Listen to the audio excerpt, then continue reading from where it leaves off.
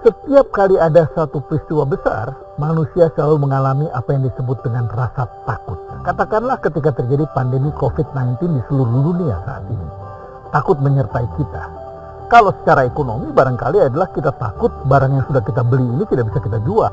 Atau barangkali kita jadi takut tidak bisa membayar gaji pegawai karena ekonomi berhenti, karena ada PSBB. Dan kemudian situasinya bisa berkembang menjadi lebih jauh. Ini adalah potensi rasa takut yang belum tentu menjadi kenyataan, tetapi dia bisa menjadi kenyataan. Setelah berlangsung hampir 2 bulan, maka masuklah kita ke tahap berikutnya, barangkali menjadi real, yaitu rasa sakit. Takut adalah potensial, sakit adalah real. Kan kepada Anda bahwa pepatah juga mengatakan, sebelum rasa sakit seseorang melebihi rasa takutnya, maka sesungguhnya manusia itu belum mau berubah. Ini sesungguhnya adalah energi perubahan. Energi perubahan itu justru datang dalam situasi seperti ini. Bukankah kita seharusnya sudah berubah sejak beberapa waktu yang lalu? Namun kita selalu menyangkal, kita mengatakan itu tidak benar, kita mengatakan itu terlalu kecil, kita mengatakan bahwa itu tidak terjadi pada diri kita, dan lain sebagainya. Padahal sebagian orang sudah berubah. Dan bagi sebagian orang masih memiliki energi perubahan itu, di mana kita sesungguhnya bisa memindahkan resources kita. Kita bisa memindahkan aktivitas kita dan kemudian masuk lagi ke dalam sesuatu yang baru. Dan ini diperlukan komitmen, konsistensi, dan tentu saja yang ketiga, Anda harus mau hidup atau melakukan sesuatu yang tidak mudah. Tidak mudah. Sebab kalau Anda tidak pernah punya komitmen, Anda tidak akan pernah memulai.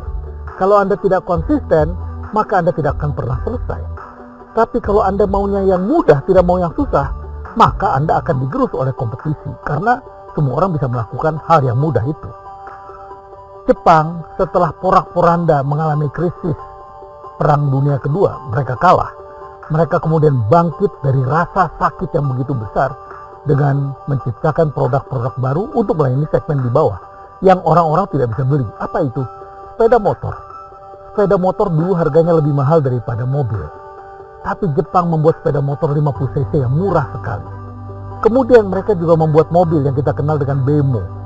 Mobil Jepang itu hanya bemo awalnya. Tapi kalau mereka tidak melalui tahapan itu, mereka tidak bisa membuat mobil mewah. Kemudian kita juga menyaksikan Sony. Sony adalah produsen yang juga awalnya membuat radio murah. Radio dulu adalah besar-besar dan mahal. Kemudian Sony membuat radio transistor dengan batu baterai yang sifatnya portable, dapat dibawa untuk ronda atau jualan di warung. Sehingga kemudian tukang rokok di warung-warung bisa mendengarkan lagu The Beatles saat itu. Jadi melakukan sesuatu upaya untuk melayani segmen di bawah ini menjadi sangat penting sekali. Betapa banyak orang yang kehilangan pekerjaan dan tidak bisa konsumsi karena harga-harga mungkin yang ada mahal dan tidak cukup bagi kantong mereka. Tapi kalau kita bisa melayani segmen di bawah, maka ini adalah suatu masa depan baru. Tentu saja biaya produksi Anda harus murah dan Anda harus mau susah tentunya. Sebab sesungguhnya disrupsi itu terjadi untuk melayani yang di bawah. Non-user menjadi user. Oleh karena itu saya ingin mengingatkan Anda kembali, sebelum rasa sakit manusia melebihi rasa takutnya, Anda belum mau berubah.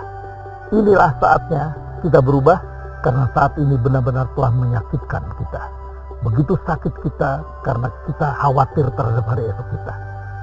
Dan oleh karena itu, mari kita hargai para pelaku usaha kecil yang kemungkinan besar mereka bisa melakukan inovasi.